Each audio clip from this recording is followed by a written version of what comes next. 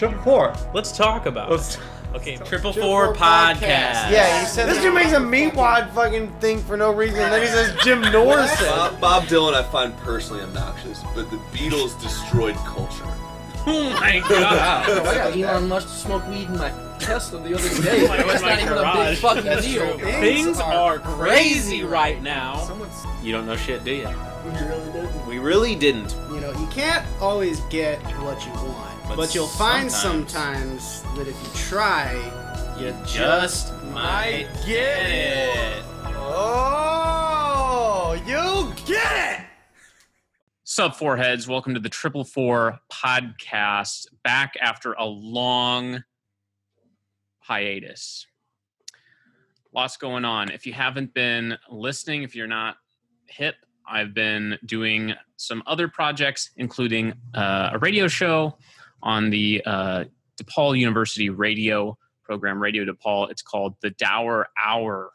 And if you go to the Triplefour Linktree, you can find my playlists and an archive of those shows. That's been a lot of fun. It's more music than talking. So you can get your comedy fix here now. I know you've been fiending for some good bits, some good vibes, and all that. Also, the Triplefour store, still a thing. Get your Bug Society t-shirts, your, Darkness on the Edge of Town poster or whatever. I just got one. Maybe we'll put a picture in the edit here. Really nice prints turned out on those posters. So check that out. Also in the link in bio.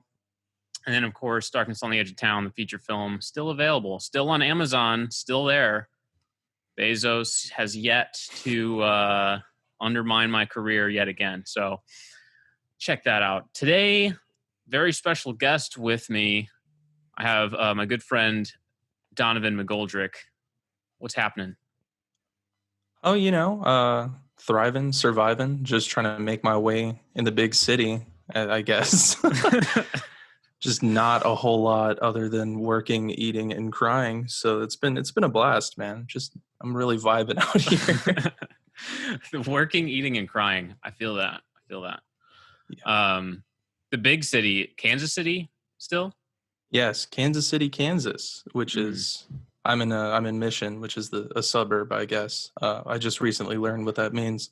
But yeah, it's like one of those bizarro small towns that just exists, and then not even 10 minutes away is the big city. So it's pretty fun. Yeah. I guess. It's like, oh, cool, I can be 3 minutes away from like literally everything I need to function, and also I guess I can go pretend I'm cool somewhere else too. It can be a little weird, but ever since I don't know if you knew this, there's been like a huge pandemic going on. I've heard some whispers. Just some little whispers. Yeah, so we haven't been doing pretty much anything. So it's cool. It's a blast. Yeah, it's I just moved to Chicago in August. So also the big city also doesn't really feel like it. Feels more like I'm just in prison inside the city. So what's the COVID like restriction situation in Kansas City? Because I feel like Kansas is weird. Like sometimes Kansas shifts a little liberal. Sometimes it shifts, very conservative. I'm curious, like what the deal is. Well, at first, both sides went into a pretty sturdy lockdown, and it was Mad Maxian. We were trying to get like simple stuff from the grocery store, and it was brutal. And then I think after a while, the restrictions got lifted, and then life kind of returned back to normal. People, like I know a ton of people who were partying and being dumbasses. But then, yeah, recently the Missouri side kind of went back into a mini lockdown. They have a bunch of like curfews and stuff for bars and restaurants. But the Kansas side, we're just going full bore into the death spiral. Mm-hmm. There's truly no law on the Kansas side. Everyone wears masks for the most part, but other than that, it's pretty nonchalant. People still go out to bars and hang out, and there's really nothing stopping anybody. Yeah, that's wild. I know things definitely let up in the summer here. I think they did most places. I was actually working on a shoot for it was like the Illinois Restaurants Association president was giving some kind of little presentation, and I was PAing on this shoot. And he was like, as we all know, we are in phase 3, which is very good. And we're looking at phase 4, which is total reopening. It's going to be awesome. It's going to be great. Yeah, And you can go back to spitting in our waitresses' mouths directly like you've always done. It'll be like nothing ever happened. I can tell you personally, I cannot wait to go back to Walmart and just start kissing people on the lips directly. I have just been craving that good doorknob lickage. I just really wish I could just go out there and just lick any and every type of doorknob. And, that's the biggest thing I feel like I've been missing. This is, still the restaurant director. I lost the voice, but I'm still in the bit. Yeah, it's still me.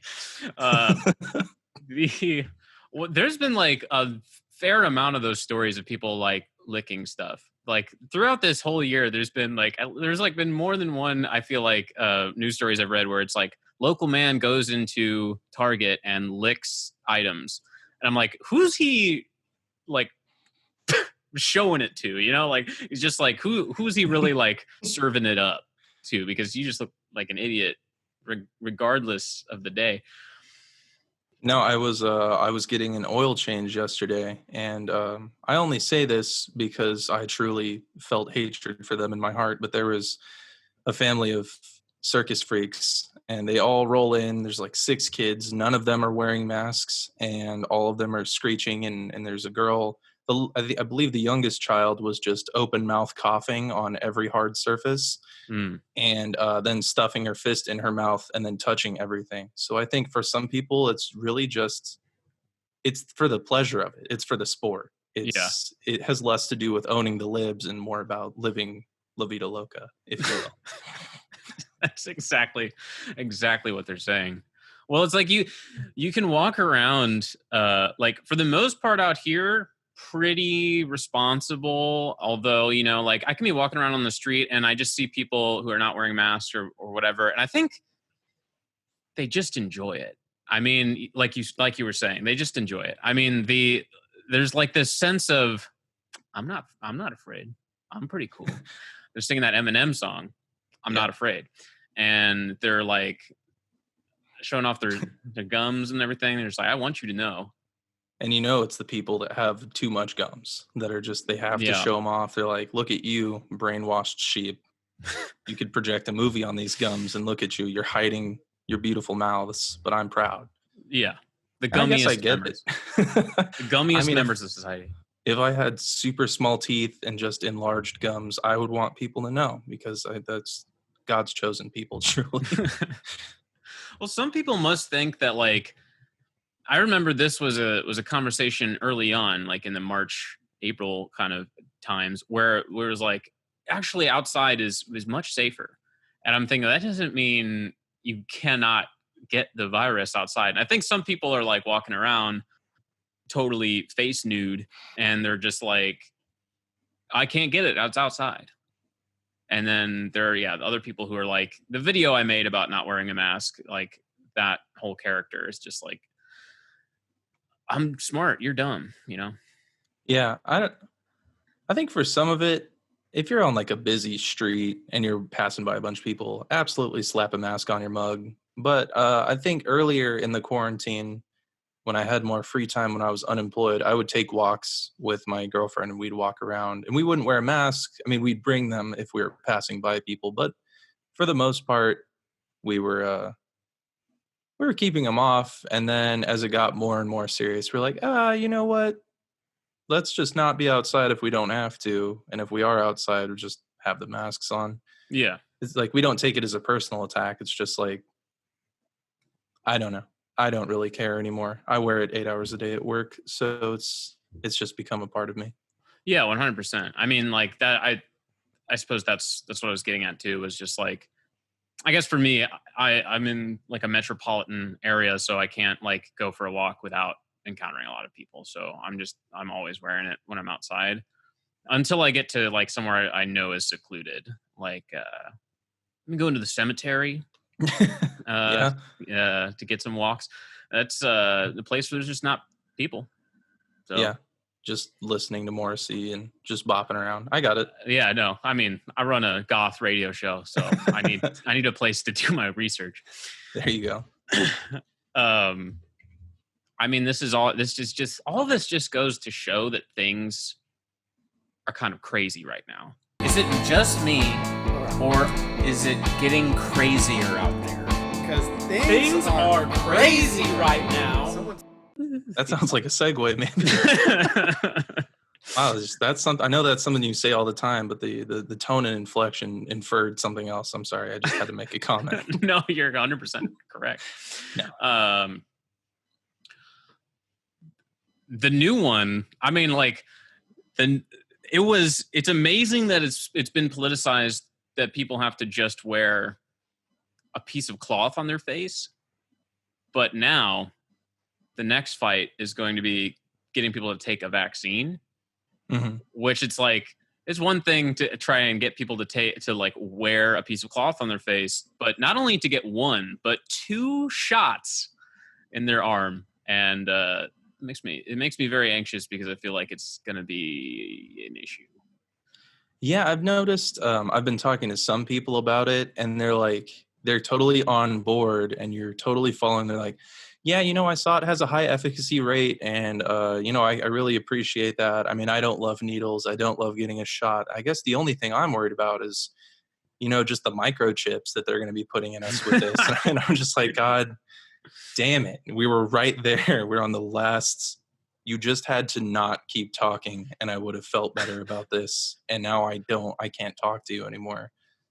And it's so weird because it's the same people who will post 45 times a day on Facebook about what they're doing and like pictures of their ugly kids. And then they're like, yeah, I don't know. I don't want the government tracking me through vaccine microchips. Yeah. It's like, you literally haven't gone anywhere without an iPad for the last 10 years. What do you mean? What are you saying? So that has truly been what's super annoying, because then, the people who get mad about the masks fancy themselves scientists. So like, well, you're really just recycling the bad air, and it's, it suffocates you and it raises your carbon dioxide levels. And I would just stare at them in disbelief, because I would just be like, yeah, just, like how surgeons just constantly faint in the line of duty. And that's why there's so many of them. So you have to keep tagging in and out when people faint. Yeah. I don't get it. Like, it's like smart, dumb, or dumb, smart guys that like, they're smart enough to connect dots and make inferences, but they're not smart enough to like read anything. So they like, in their head, they have the way the world works for them. And they're like, everything's making sense up here, man. I'm like, yeah, up there, sure, yeah, but well, it's like the microchip thing. That might be one of the more like extremely outlandish concerns. So it's just really funny. Like, that's the point that gets to, like, oh, I'm not concerned about if it's, being rushed or if it's not safe or whatever, what it'll do to my kids or whatever, which I'm not really concerned about those things myself. But if you wanted to like express that you were, I would feel like that was way more reasonable than being concerned that there was going to be microchips inside of the vaccine. Like, I don't know. I feel like I've encountered people that I do respect and their opinions that I do respect, who are like, they're like, well, it's been rushed or whatever. But actually, the latest piece of information that I heard was that apparently the code for at least Moderna's vaccine was they had that formulated in January, like before even anybody had COVID in America. They had what was this vaccine. They've just been testing all year. Right. So, yeah. It's like I've had that argument with people about, oh, why did it only take 8 months as opposed to 10 years? And it's like, it's access to money. It's access to it's access to financing. It's access to willing participants. It's like all of this stuff takes a long time because it's like designed to. Yeah. It's not necessarily for sound science, at least from what I've read. So yeah, anytime people bring that up, I just kind of glaze over. Like I don't know if you know this. I was working at a production company for all of like most of last year and part of this year, and then I got laid off due to COVID. So now I work at a local liquor store. It's like one of the bigger ones, and I have just mastered the stone face, because people say anything and everything all day to you, and just after a while you just be like, yes, okay. Yeah. Or you go, or I love, my favorite response is, haha, that's crazy. That's crazy. Haha, that's, yeah, man, it'd be like that. Like, saying this to an 85-year-old man that's just talking because he doesn't know he's talking, and you're just like, haha, yeah. All right, see you later. What? Yeah. No, really? He said that? That, wow. So it's like, I don't even respond to it half the time anymore. But part of me, I do kind of feel like I can sympathize a little bit with the microchip people, because, I shop at Hy-Vee primarily, and they have signs up all year that they'll give you 25 cents off of gas if you get the flu vaccine. And part of me is like, well, that's too good of a deal. What are they getting out of the flu vaccine? And then obviously I'm like, well, nothing. They're just selling a product. But part of me, at least the idiot part of me, is like, well, there's something fishy. Yeah. But I don't know. There's a lot when it comes to large conspiracies and stuff like that. Like, I know someone who's a flat earther. The point, it always comes down to like, okay, so let's just say this is all true, and that there's a massive systematic conspiracy that is very exquisitely being executed. And it's like, but to what end? Like you were saying, it's like if there's microchips in the vaccine, like they have that information. Snowden told us this. They can get you. If they want you, they can get you. Like, it's already happening. So if the point of that is to, like, I don't know, make people disappear or whatever kind of fascist insanity, which might come from something like being microchipped, it's like, well, they could already be doing it. So yeah, why exactly. aren't they? No, I mean, it's like with all the BLM protests and riots. Police sit on their hands when you bring them like pictures and information. They're like, oh, I can't really do anything about this. But now they're getting pictures and videos from all these protests. They're reverse engineering them and finding all of these information and picking people up. It's like, yeah, it's like you were saying, if they want to do it, they're already doing it and can do it. Yeah. And honestly, if there are microchips in the COVID-19 vaccine that they can activate that turns me into a super soldier, at least I'm getting ripped. You know, it's like, yeah. I'm COVID safe and I get ripped.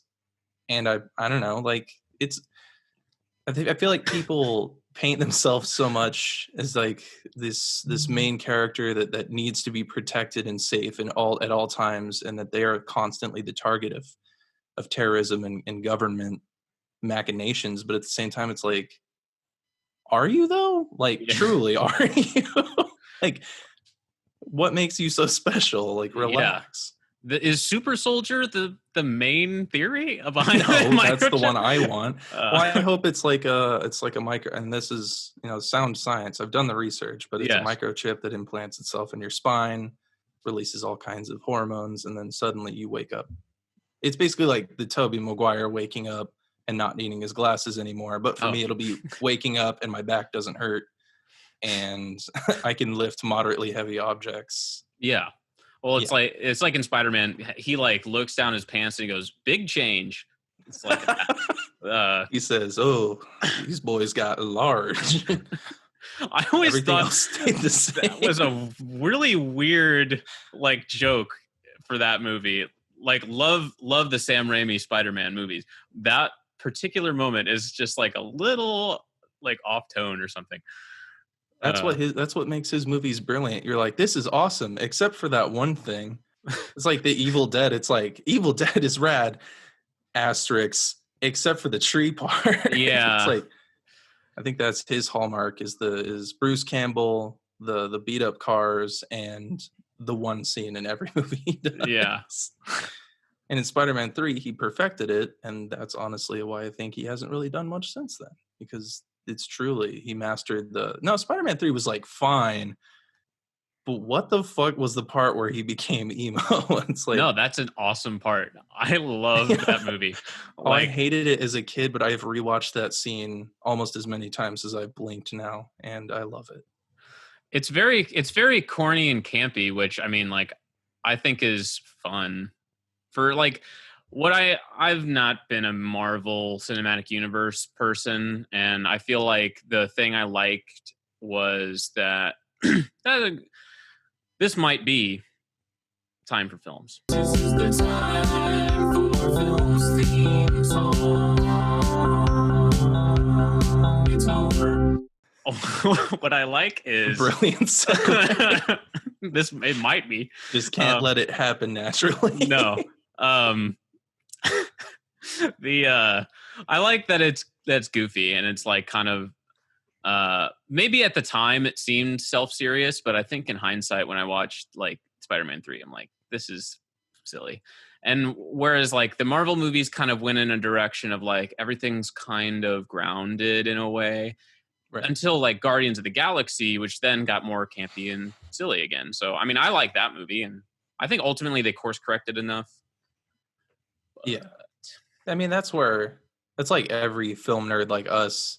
Like I appreciated the Marvel movies, but that's because I was a huge comic book fan growing up. So I was like, oh, Iron Man, I think I saw him once. And then Guardians of the Galaxy is when they tried, and you're like, oh wow, these movies can be like good after the first rewatch. And yeah, I mean I agree with you there, but I do kind of miss early like Fox Marvel movies, like especially I've been thinking a lot about Blade recently, and just the fact that it has that incredible opening blood rave scene that you would never see in a or they would take it too seriously and it would just completely ruin it, and then I miss that kind of stuff. Yeah, like Ang Lee's Hulk is probably one of the worst films committed to screen, but at least he did cool stuff with it, with like the comic panel transitions, and made the Hulk look pretty solid. And it's like he was trying, and now it definitely after Endgame, which I pulled the ultimate white person move and clapped and cheered when like Captain America picked up the hammer. Spoiler alert! I was like, oh yes! Like my monkey brain was tickled. I was like, this is awesome. Like after that though, I've been completely burnt out. They were like, oh, Black Widow's been delayed, and I was like, what? Oh, I don't give a shit. Like I really truly don't care. No, do not care. The Hulk movie, I remember we watched a few scenes from that in one of my film classes at undergrad to talk about aesthetics. And I remember there's one particular scene we watched where like there's an explosion, and then this guy is like being like pushed away by the explosion, like towards the camera. It's like, yep. And then it like freezes, and then it's like, oh, he's dead. So long, big boy.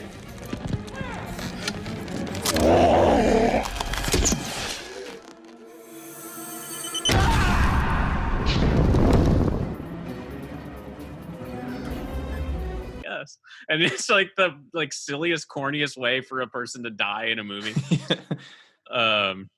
But yeah, I also liked Endgame a lot. Like maybe like not so much because of like Captain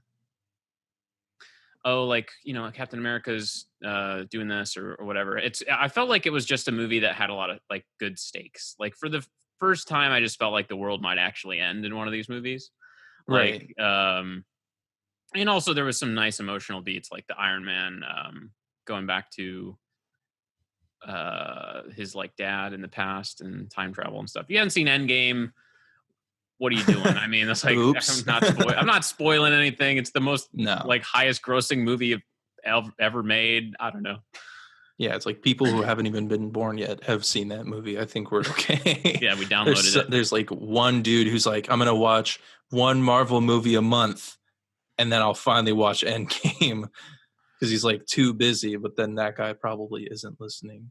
No offense, Dan, to the Triplefour Podcast. No, he's not a forehead.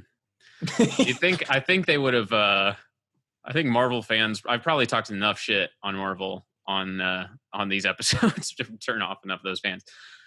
We do have like Scottish and Irish fans. So hey, if you're one of those Scottish or Irish fans, hello, how you doing? Thanks for listening. Yeah, my name is supposedly from one of those islands. So yeah, you should really like this podcast. Dan gets those Irish American guests that really matter in American culture. Yeah, there is. I think it's because of the episode I did that was titled Dan, King of Scots, because I found out that I was like tangentially related to Scottish royalty and Mary Queen of Scots, and how there was this whole joke between myself and Maddie, one of the co-hosts, who tried to get me to go see that movie when it was in theaters, the Saoirse Ronan Mary Queen of Scots movie, and I said I wouldn't go. And then she held it over my head for a really long time. Turns out I'm related to her. Oh, well, there you go. Well, that explains your undying blood feud with the British. Yeah. Like, I always thought that was kind of weird for all the years I've known you, but now it all makes sense. Despite my unabashed Oasis fandom. Well, you said that those guys are the one exception. Yeah, exactly. Yeah. So on your Instagram yesterday, you were like answering questions and stuff, and one of them was about desert island movies. And I think your number one answer was Wayne's World. Well, yeah. And I am right there with you. I think that is the thank same God. exact answer for me. I could watch that movie every day forever. I basically did until I was 10 years old, and then we lost the VHS tape, and I was like, well, I guess that's the end of Wayne's World for me. I'll just play it in my head beat for beat perfectly anyways, because I've seen it so many times. But I found a DVD copy in college and rewatched it, because I would always say Wayne's World is my favorite movie, almost kind of like to be a little hipstery, or, you know, because I would be with a lot of like film geek dudes. And I would always be like, yeah, Wayne's World. And everyone would be like, yeah, okay, that makes sense. It's a pretty solid movie. I'm like, no, you're supposed to go, what? Yeah. But I did rewatch it. I've seen it a few times since then. And it's still, up until maybe the last 5 minutes, is one of the most solid comedies in terms of pacing and jokes that, I don't know. It's the last 5 minutes, like the let's do the Thelma and Louise ending. Or is that in the second? Yeah, it's where they keep doing like different endings, and you're like, okay, this is haha, everybody. But it's like, yeah, I think it also, in a lot of ways, not that it was the first movie to break the fourth wall or anything like that, but I think it did a lot of tricks that movies that a lot of people love now really did. Like, it played with, I guess it was almost, you could probably say it was like an evolution of kind of like Woody Allen style joke telling in movies. But I don't know, like the more like goofy kind of genre movies I see now, the more I'm like, oh, that's kind of just a Wayne's World joke, or I've seen that style. So I don't know. I think it's like still funny. I love the meta humor, but I don't know. It's hard to explain, but it was one of the movies after I graduated from Space Jam and the Power Rangers movie that like truly was. After I graduated from it, yeah, you well, got a diploma. You put down Space Jam and then you pick up like Dragon Ball Z and other weird stuff, and you just become more mature as a person. I 100% agree. What's weird is like for people who, if you haven't seen Wayne's World and like you're our age, I don't think it's gonna work. I think it's dead for you. Yeah, I think too like Deadpool type stuff is kind of maybe put the nix on like appreciating like a Wayne's World type thing at this point. But yeah, and it's like the fact that growing up, it was referencing like commercials that maybe you would have seen because you're a little older than I have, but like commercials that I'd never seen that my mom had to explain. I was like, what is little yellow different? She's like, it's headache medicine. I was like, oh, okay, I get the joke, even though I don't get what's actually funny about it is that, until I was older and I was like, oh, they're just making fun of product placement. Yeah. So it's like those are all barriers to entry. I feel like those get in the way of the overall joke because kids now would be like, what's like Reebok doesn't look like that. Or What? Calgon. Yeah. Ancient Chinese secret, huh? Yeah. Yeah. I'm not old enough to get those references specifically either. But like you make a good point. It's like you probably don't even, I don't know why, but it's like you don't even need the reference. You can just tell that they're being kind of cheeky and like weird.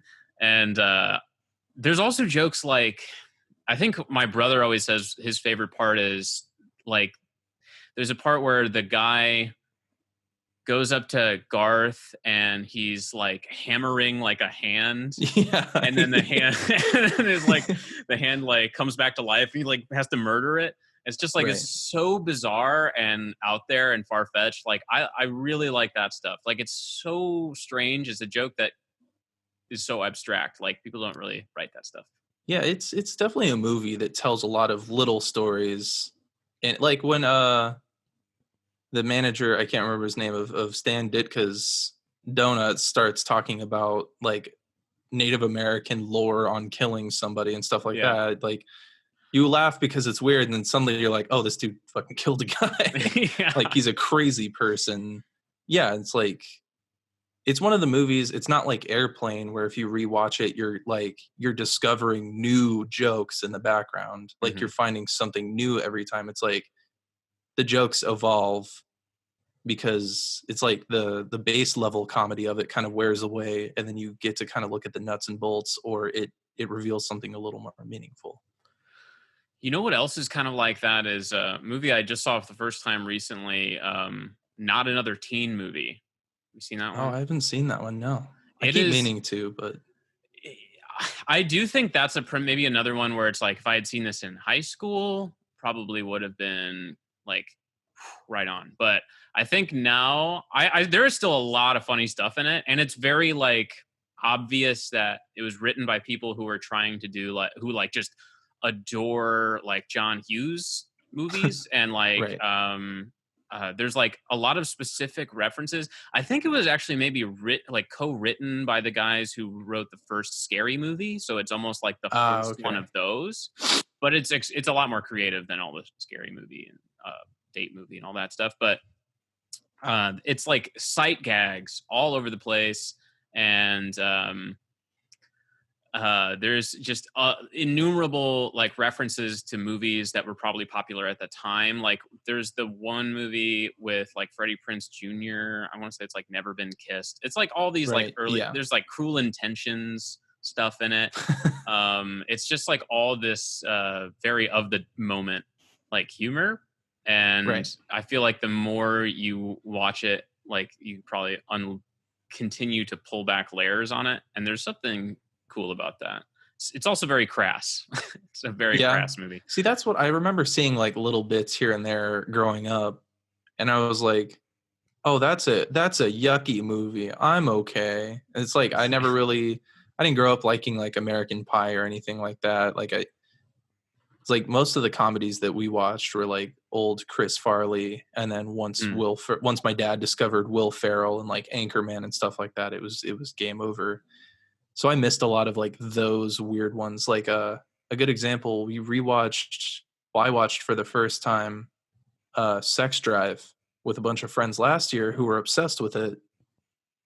And it was kind of like that. I was like, maybe if I was a little bit younger, this would be the funniest movie ever made to me. Or if it had like this cultural impact that it had had with that group of people. I was like, it's funny, but it's not quite hitting the way I feel like it does for these other people. It's weird that movies, like there have definitely been movies where it's like you had to be a certain age or in a certain mindset to understand or like fully get the experience of. Yeah, no, I've only seen maybe the first 10 minutes of Sex Drive, and I had a pretty repulsed reaction where I was like, oh, it's this one of these. It's very like your dick is small. Yeah, like that's the. See, that's hard going back and watching like movies from that era specifically, like because a lot of it is just like shocking to be shocking and stuff like that. And I can appreciate that to a certain degree, but it's it's like everyone's kind of foaming at the mouth over the boys or whatever. And to me, it's just kind of like gross and mean spirited, and I don't find joy in it. But I like going back to Sam Raimi. I still love watching people get like absolutely pulverized and the fake neon blood spraying anywhere. I don't know. It's like a weird fine line of taste that I feel like some people have, where it's like, if it just goes a hair too far one way, it's like, oh, this is unwatchable to me. Yeah, I guess it's like the amount of effort and work that went into creating the gag sometimes. Like a good example from not another teen movie, one that I thought was like genius, and maybe this is, you know, because this would be the kind of absurdist stuff that those SNL movies would go for, is like there's like the opening sequence, which it contains like way too many character introductions as a joke. Like there's like the scene where like the hot girl at school walks in and it's like slow motion and she's like, yeah, and it's like, oh, this is the hot girl character. Right. They do that like 4 times. There's like 4 different characters that do that. And then there's the part where Chris Evans walks in and he's like the football quarterback jock guy. And he walks up to like a picture of himself on the wall, and it says like quarterback of the year or something. And then he looks at it and he goes, yeah. And then he walks over to another wall and there's a picture of him looking at the picture that's framed. He's like, right. Yeah. Like, I don't know. That's just like that extra level of absurd. It's not relying on low hanging fruit, I guess. Yeah. It's definitely taking the joke to the next level. That was something that I was really lucky in my senior year of college when we had a cinematography class, which was a nightmare. I was working with a dude who was, he's a good friend. He's not much older. He's like in his mid 30s. He was a professional comedian. So we would like write jokes into scripts together, and I'd be like, that's funny. And he's like, but let me show you how to make it funnier. And it was like, we did a scene that took place in the Louvre for this stupid heist movie. So I was like, okay, so the joke has got to be that we go to the art building on campus and just shoot that and then put a chyron that says the Louvre.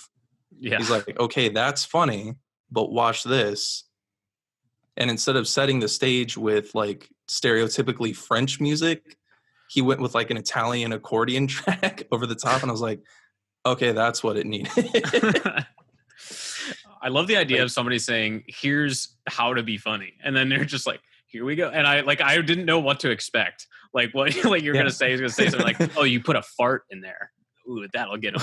Like, it's just like. No, it's like you need somebody that understands that things need to be funny in different, like multiple ways, like you were saying with that sight gag, because even just describing it, like, yeah, it's funny, but like him going up to himself is very funny. Yeah. Yeah, that's like definitely classic. Were they the Farrelly brothers or whatever who did the Airplane and Naked Gun movies? I don't remember. It doesn't matter.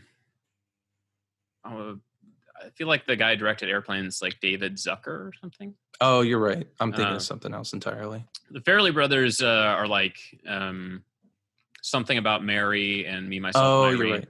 You're right. You're 100% right. Yeah. Okay, wow. You don't have to flex on no big deal. Big city Chicago guy there's just some kind shitting of on Kansas City. Film dude. To hit on the whole raunchy jokes point one last time, I think, like you mentioned American Pie, which I like American Pie. I don't think it's as funny as like culture has decided it is. Right. Like I remember very clearly, like I watched American Pie for the first time when I was maybe like 14 or 15, which is probably the ideal time to see it. But right. There's like that whole, there's the key scene where he puts his dick in the pie, right? Mm-hmm.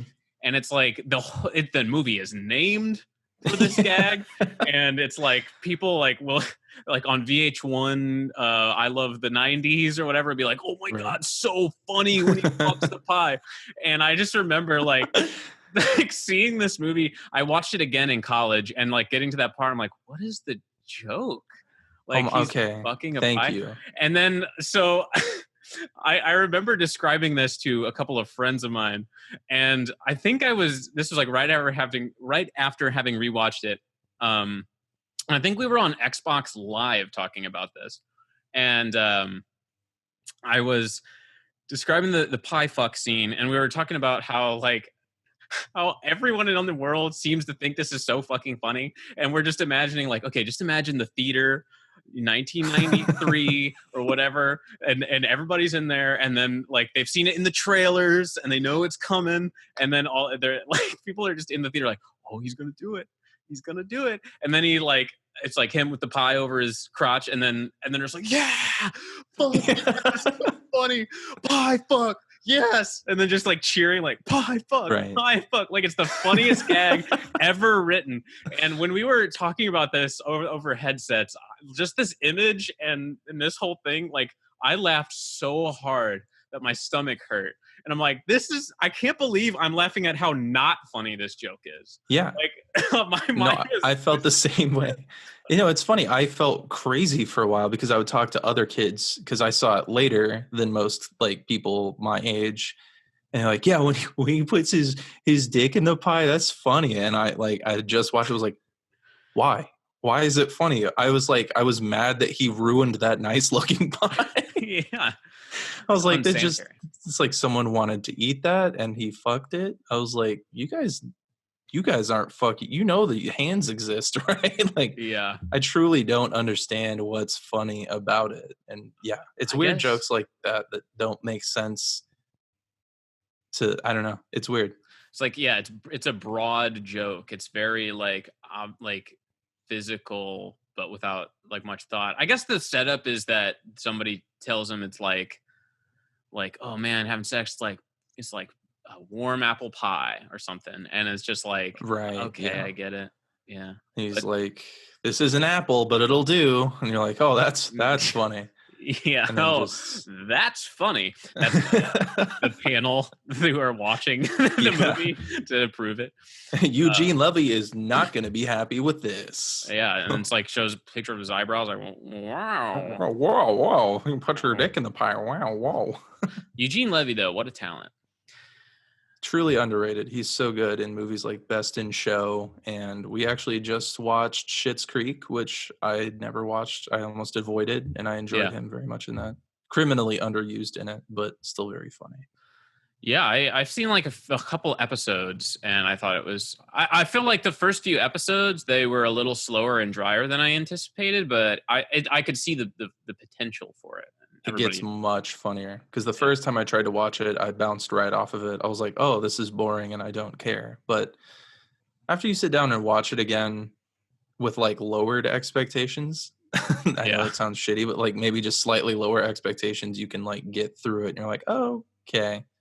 And then it gets truly very funny. Yeah. Highly recommend. Well, that's good. So people out there, you heard it here first. I'm the first person ever to recommend Schitt's Creek. Yeah. Oh man, I hope they win a bunch of awards for this. Yeah, I think they just stopped. Like they just stopped making the show, right? Yeah, true. So you're welcome. You're welcome, Dan and Eugene Levy. Was there any new movies? I mean, like it's been like a wasteland this year for the most part, but was there anything that you saw in 2020 that you liked? I think I watched Parasite in January and enjoyed that quite a bit. I think I was the only one. I didn't hear anyone else talking about it. They're like, subtitles. No, thank you.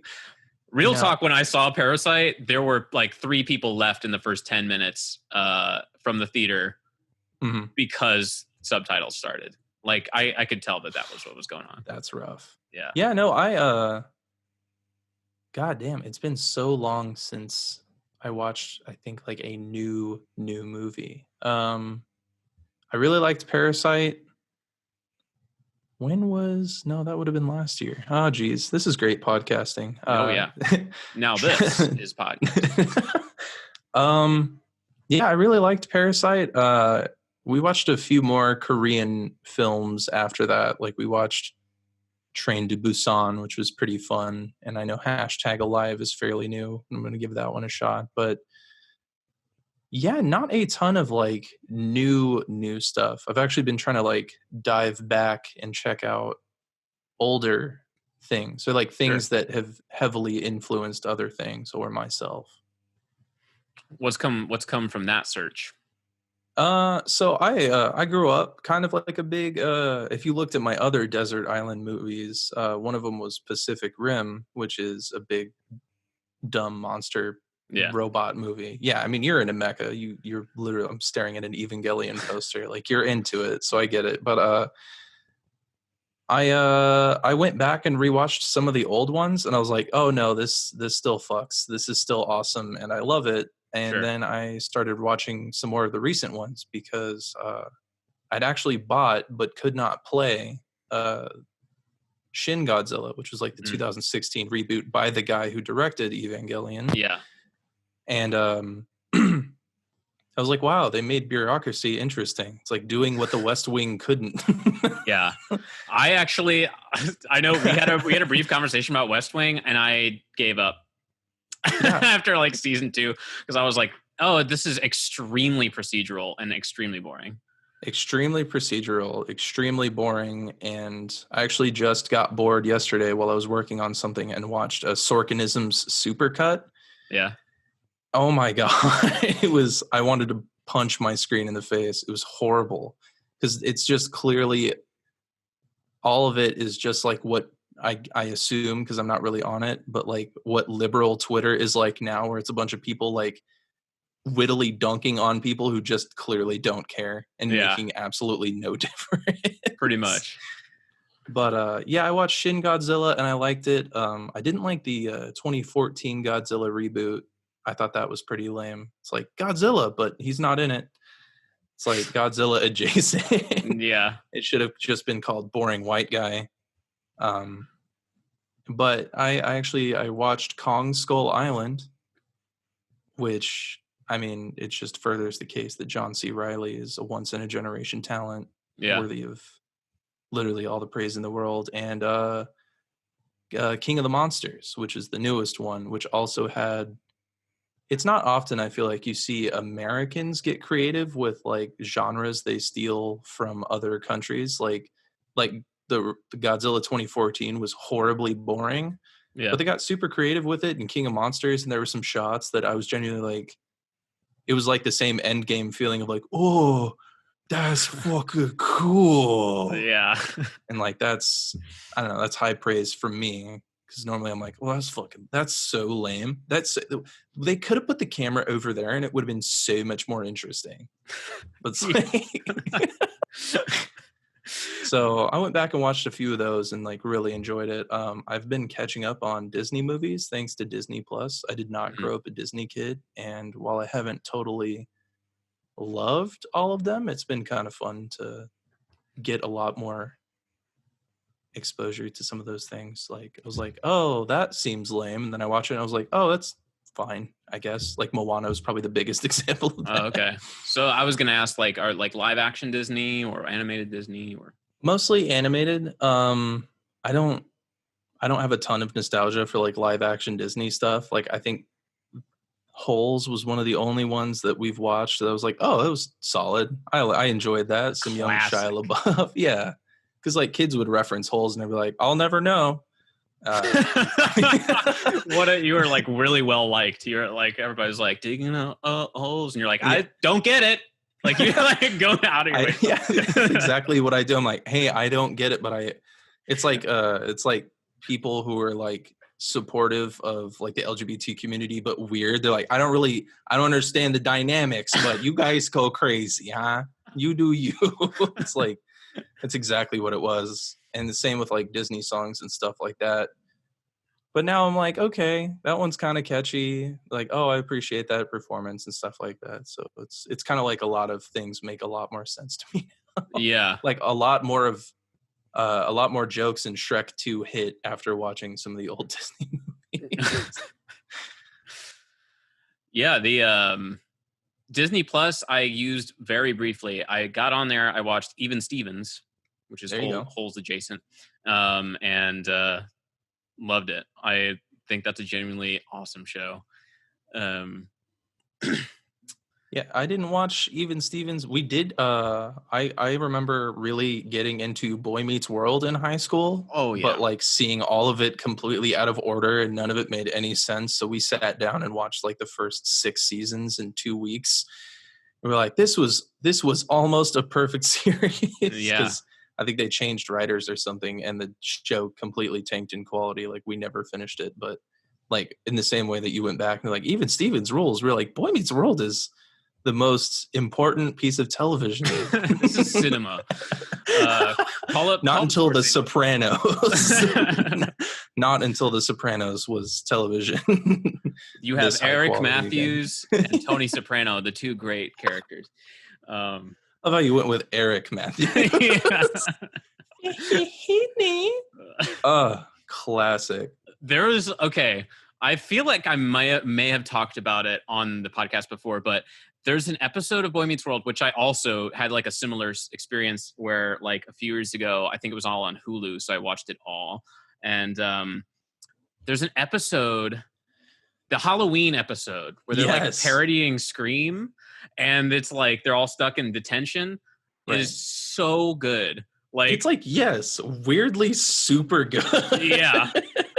The jokes are so funny. The one I like would never forget. I remember this like deep in my heart between being a child and seeing it and then seeing it again recently, which is the part where the guy gets murdered and there's like a pencil through his forehead, and then he like slides down, and then Corey walks over and he goes, "We'll always remember he was this tall." Yeah. And I'm like, that is so morbid. Like that is nuts. Yeah. I unwittingly basically stole a bunch of stuff from that episode in college when making a scary movie. I was like, I was like recognizing a lot of the beats or like some of the style of jokes. Like, yeah, because I watched that in high school. I was like, oh, this is like the only Halloween episode of anything I've ever like enjoyed. And then rewatching it as an adult, I was like, this is weirdly super grim for this show, but very funny. And it's got that whole like surreal like ending. I don't want to spoil Boy Meets World for we can spoil Marvel all day, but I truly don't want to take away the experience of Boy Meets World for the first time. Funny thing about that show also is like they did not have a continuity person or something, because there's like horrible. Topanga like originally had like a brother or something, and then they just wrote that out. And then like there's like 3 different guys played Topanga's dad. I think it's Peter Tork from the Monkees was her dad in like one episode. And then like Michael McKean was in there at some point. It's like, they were horrible about it. And it was fun because they'd be like, oh, it's blah. And it's like, who? Yeah. And then you're like, oh, the person played by an entirely different character 2 seasons ago. Yeah. Yeah. And it's like, the Corey's little sister disappears for like 4 seasons, and then they just hand wave it with a joke. Yeah. Because like if you aren't watching them back to back to back, you probably never would have noticed, or even like, didn't he have a sister? And they're like, no. You're like, you're right. Like they bring her back for a season and then she disappears again. Well, doesn't she come back and she goes, and somebody was like, where have you been? She's like, I went to my room for a really long time. she was like, I was upstairs. And you're like, that's kind of dark that your parents, like the implication that she raised herself upstairs. Yeah, that's good shit. That is like having fun with it, I guess, too. I think there's a perfect title for this that was just for this episode. Boy Meets Wayne's World. Oh, okay. There you go. Yeah. So this is a little peek behind the curtains, folks. You know, like you're getting a little behind the scenes. A little inside baseball. I don't know if any of you have produced a podcast like us, 2 podcasting titans, but that was very clever and well done. Yeah, but, and much in the style of the postmodern meta self-aware media we're talking about. I gave you a little bit. I gave you a little taste of the industry. Yeah, I believe the trope is called lamp shading, or perhaps we're gymming to the camera, where we know. Yeah, we know. I think we're just about getting there. I don't. Sick. I forget what time we. It's like started. Prom night all over again. Just about Just about There. done. All right. Can you get off me now, please? Yeah. Jesus. Yeesh. The charisma. Anyway, it's been wonderful. Truly. It's like Thanks just to suddenly start bullying you at the end of the podcast. No, it's fine. I didn't hear any of it. Thanks for tuning in, folks. Thanks to Donovan for coming on. Do you have any plugs or anything you want to share? Maybe your Instagram or something? Yeah, I guess if you want to look at like okay art, Donovan McGoldrick on Instagram. That's DONAVAN McGoldrick. I'll say it again, DONAVAN McGoldrick. I should have come up with a cool artist name. I'm not cool enough to do that. So good luck finding me. Maybe you'll be my 170th follower. I like a plug that ends with "good luck finding me." Well, I've been on other podcasts before I started posting more regularly, and they'd be like, "Do you want to plug anything, or are you on socials at all?" And I was literally like, "Don't try and find me," just as a joke, but it was truly like, "You won't be able to." But you should be. I don't know. 160 link in bio. You know, link in the kinda, description.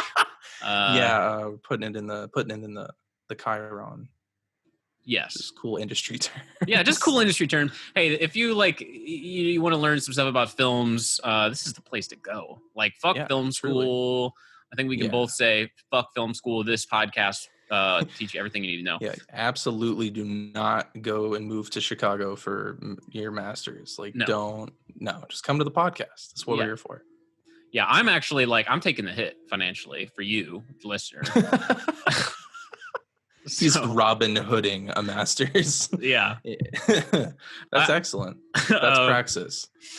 Like, ironically enough, my screenwriting professor from this past semester, who I adore, did write American Pie 4 Bandcamp. So that full circle. Way. Yeah. So he knows about the pie fuck. He knows it's funny. You know. There you go. As long as we're dropping names, I had a professor who knew Kevin Wilmot, so there you go. Wait a second. That was his big claim to fame is, I've edited for Kevin Wilmot before. We're good friends. Okay, that's nuts, because you know that Kevin Wilmot was my professor at KU. Yes, right? that's why I'm referencing him. Yeah, that's the only reason, because no one outside of us and a few people who went to KU will know what I'm referencing. Right. Unless you're a diehard Spike Lee fan, I guess. Yeah. Or you write for like the New York Post or you write for the New Yorker or whatever, and you're like, you had to see every movie this year. Right. Legally speaking, you had to. Yeah, like there was a contract. But anyway. Well, thanks for having me, Dan. This was a blast. This is some of the only genuine social interaction I've had in months, so I appreciate you. Yeah, of course, man. It was staring into your eyes over Zoom. Yeah, well, my camera is like above my head, so I don't typically make eye contact with who I'm looking at. So I hope that was good for you. All right, and I think we're reaching the end. Yeah, and that's the end. Thanks for listening, folks. Do I have a catchphrase? I don't remember. I haven't done the show in a long time. I think the catchphrase was, have a good one. Yes, the classic.